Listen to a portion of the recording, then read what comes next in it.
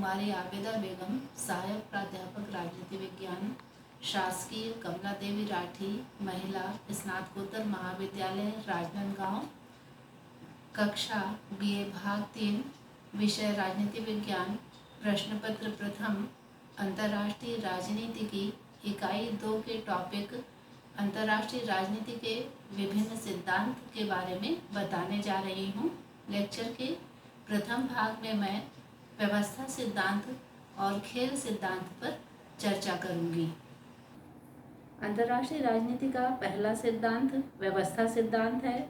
इसकी परिभाषा के संदर्भ में मैं आपको बताना चाहती हूँ।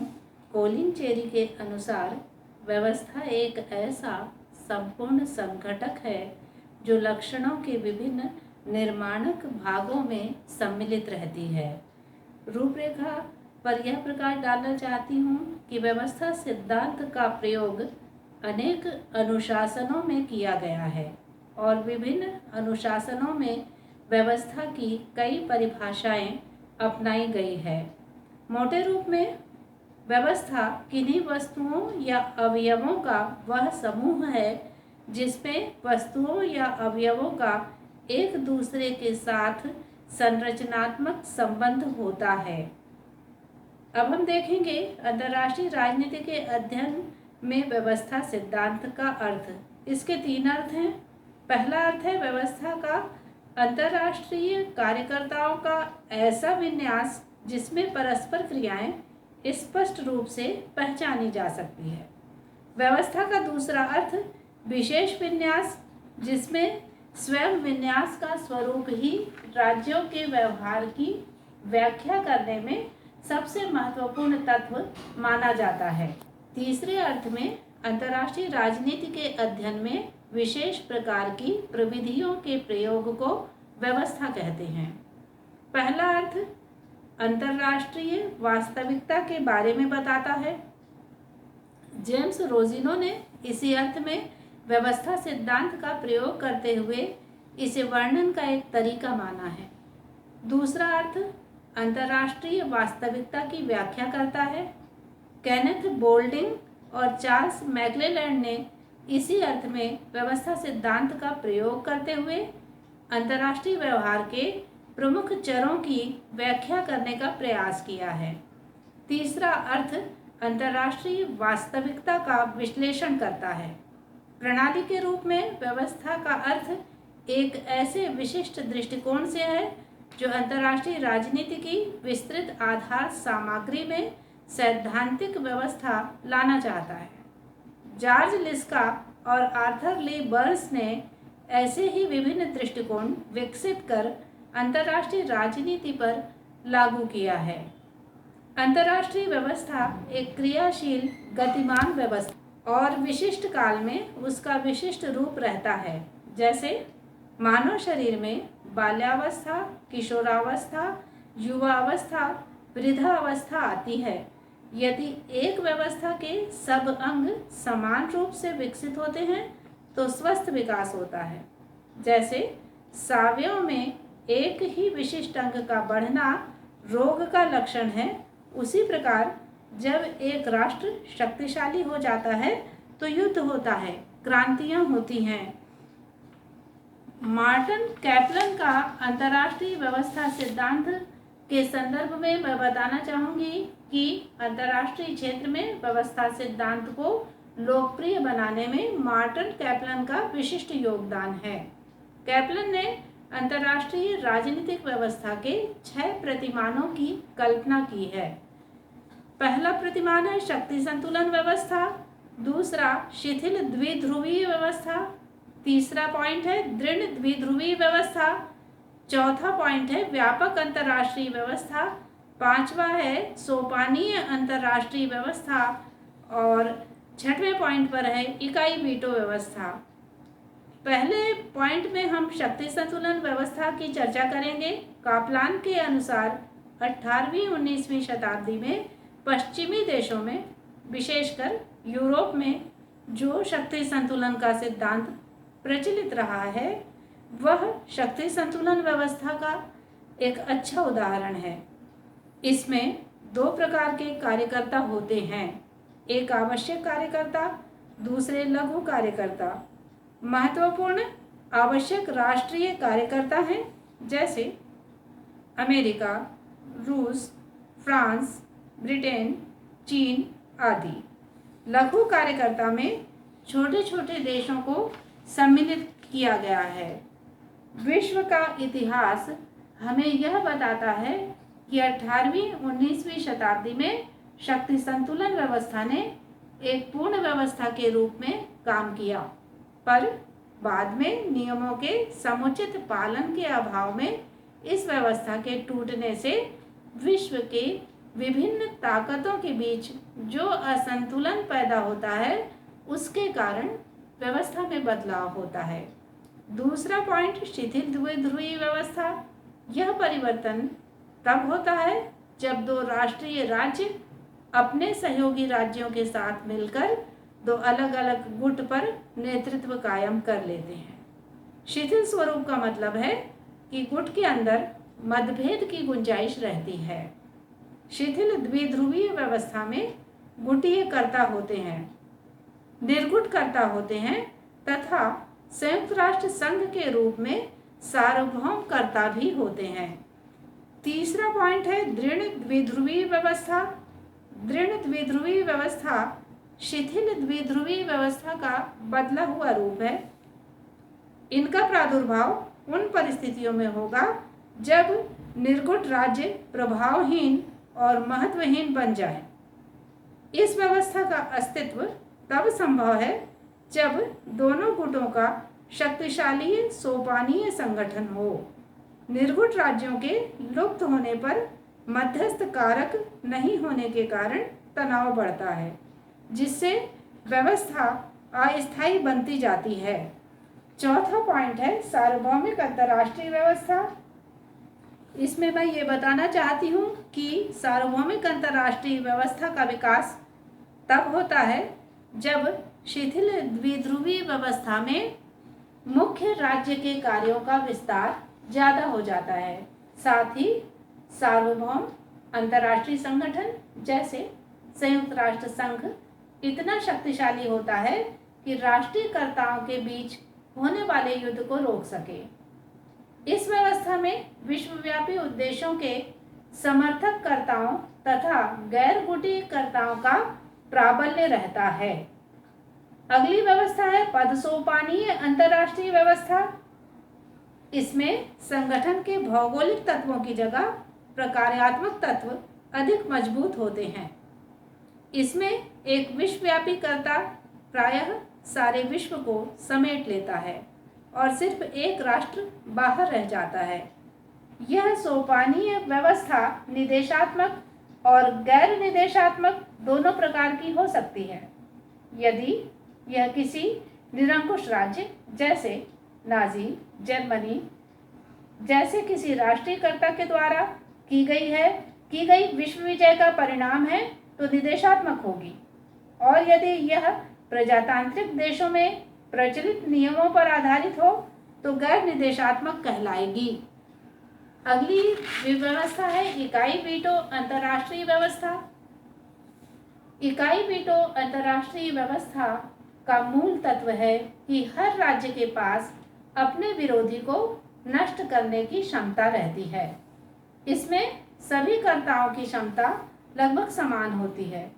यदि एक कर्ता दूसरे कर्ता पर हमला कर विजेता बनना चाहता है तो उसे भी नष्ट किया जा सकता है। कैप्लन के अंतर्राष्ट्रीय व्यवस्था सिद्धांत का मूल्यांकन। कैप्लन की व्यवस्था सिद्धांत की निम्नलिखित आलोचनाएं हैं। पहला पॉइंट है 6 प्रतिमानों का विभाजन। आलोचना में कहा गया है कि यह विभाजन एक तरह से मनमाना बंटवारा है। इस प्रकार से तो कोई भी व्यक्ति प्रतिमानों की संख्या अन्य विश्लेषणात्मक ढांचे में कम ज्यादा कर सकता है। दूसरा पॉइंट है भविष्य की संभावनाएं व्यक्त करना कठिन है। कैप्लन ने अंतर्राष्ट्रीय व्यवस्था के 6 प्रतिमानों की 2 कसौटियों के आधार पर वर्ग बनाए हैं। पहली कसौटी यथार्थवादी कसौटी है। इसमें शक्ति संतुलन व्यवस्था और शिथिल द्विध्रुवी व्यवस्था वास्तविक प्रतिमानों की श्रेणी में आते हैं।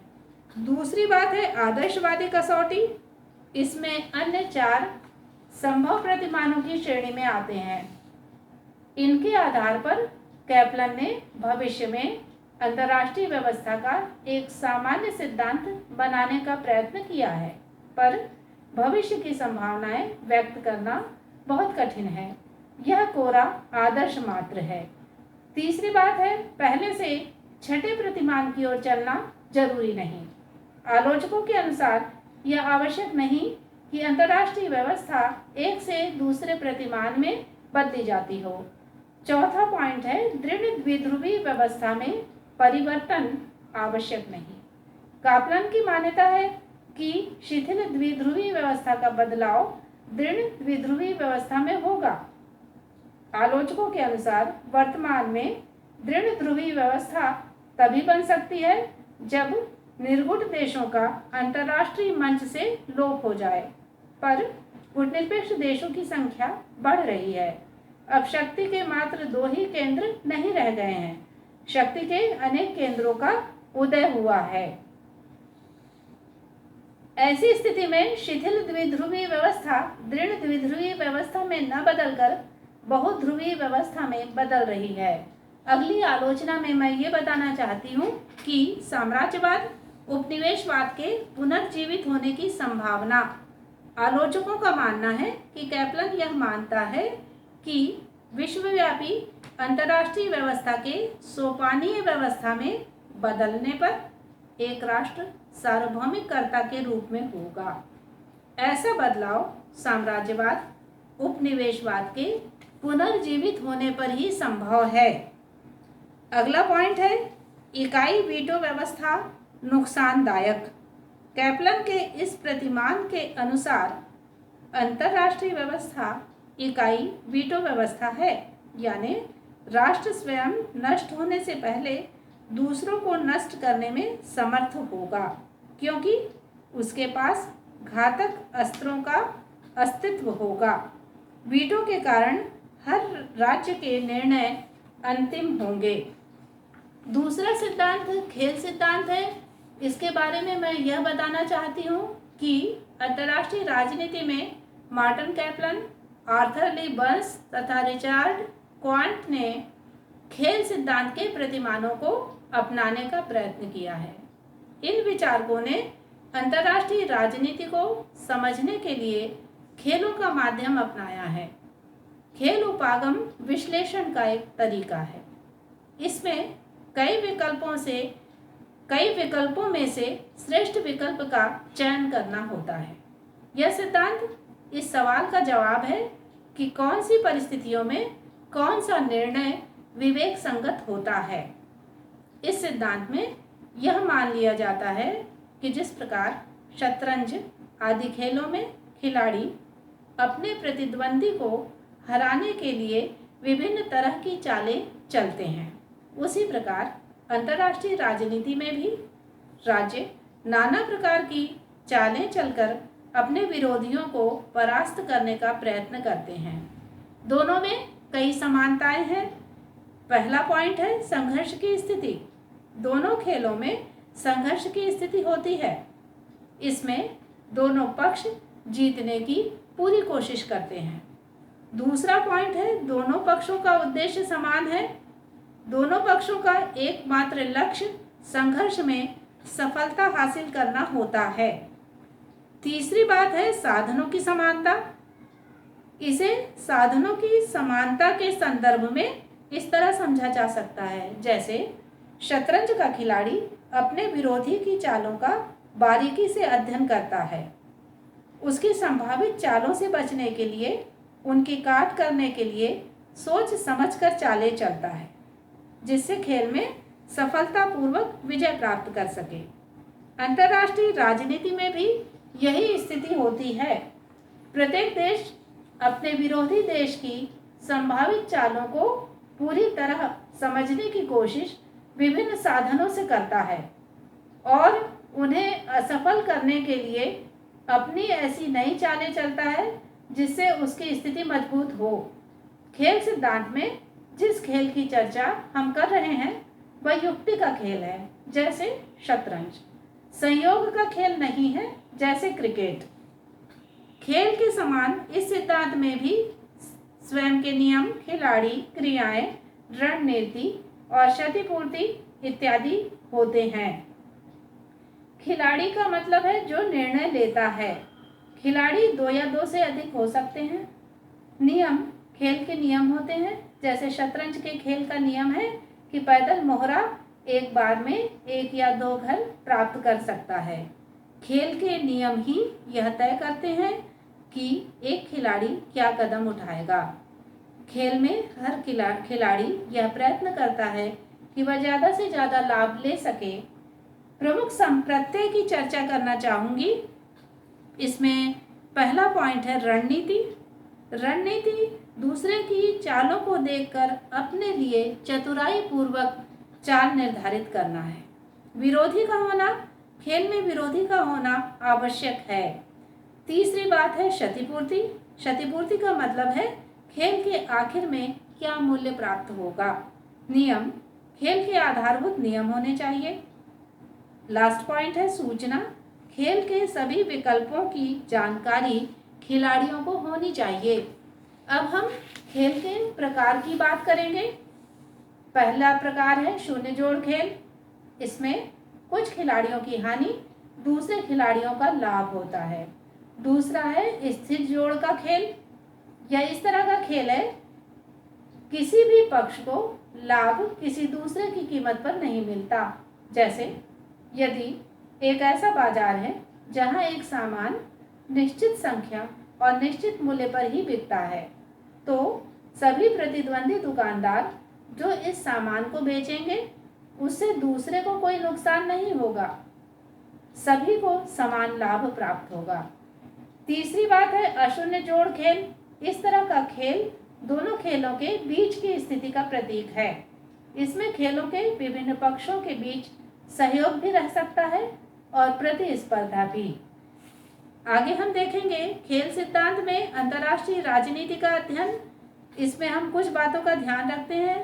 पहली बात है शक्ति, दूसरा पॉइंट है निर्णय, तीसरी बात है विवाद और चौथी बात है सहयोग। संयुक्त राष्ट्र संघ रेफरी की तरह देखता रहता है कि देश अंतर्राष्ट्रीय नियमों का पालन करते हुए आपस में खेल की तरह क्रिया करें। सामान्यतः खेल सिद्धांत के समर्थक अंतर्राष्ट्रीय राजनीति में किसी संघर्ष के समय मोटे तौर पर यह प्रश्न पूछते हैं। पहला प्रश्न, आपके पास कौन सी युक्तियां हैं? नेक्स्ट, आपके शत्रु के पास कौन कौन सी युक्तियां हैं? तीसरी बात है दोनों की युक्तियों की तुलना करने पर क्या नतीजे निकलते हैं? चौथी बात है विभिन्न परिणामों के आप क्या मूल्य आंकते हैं? इन सवालों का जवाब खोजने के लिए नीति निर्माताओं को अपनी नीतियों के परिणामों तथा संभावित अनुमानों के संबंध में बड़े स्पष्ट निष्कर्ष निकालने पड़ेंगे। तभी निर्धारित अनुमानों का प्रकटीकरण और पूर्व गणना संभव होगी।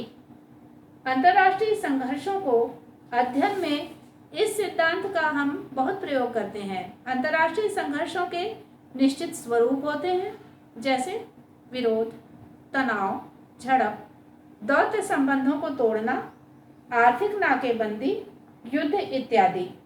इनके विश्लेषण से हमारे लिए यह संभव हो सकता है कि हम संघर्ष के प्रत्येक स्तर में निहित खतरे का आकलन कर लें। मूल्यांकन के अंतर्गत पहली बात है खेल सिद्धांत के परिप्रेक्ष्य में अंतर्राष्ट्रीय राजनीति का विश्लेषण करने पर एक प्रकार की बिल्कुल नई शब्दावली का विकास करना पड़ेगा। दूसरा पॉइंट है अंतर्राष्ट्रीय क्रीड़ा मंच पर अधिक खिलाड़ी हैं, विश्लेषण करना कठिन है। तीसरा पॉइंट है मानव स्वभाव के एक पक्ष पर ध्यान दिया गया है, जैसे विरोध, प्रतिद्वंदिता, प्रतिस्पर्धा। चौथा पॉइंट है अंतर्राष्ट्रीय राजनीति का खेल कभी खत्म नहीं होता। खेल सिद्धांत के महत्व के बारे में बताना चाहती हूँ। पहली बात है अनुभव पर आधारित सिद्धांत है। दूसरा पॉइंट, द्विध्रुवीय विश्व राजनीति को समझने में आसानी होती है। तीसरा पॉइंट है, अंतर्राष्ट्रीय राजनीति में इस सिद्धांत का उद्देश्य ऐसे तर्कसंगत व्यवहार का निर्णय करना है जो विदेश नीति का निर्माण और कार्यवाहियों का पथ प्रशस्त कर सके। प्रथम भाग समाप्त होता है।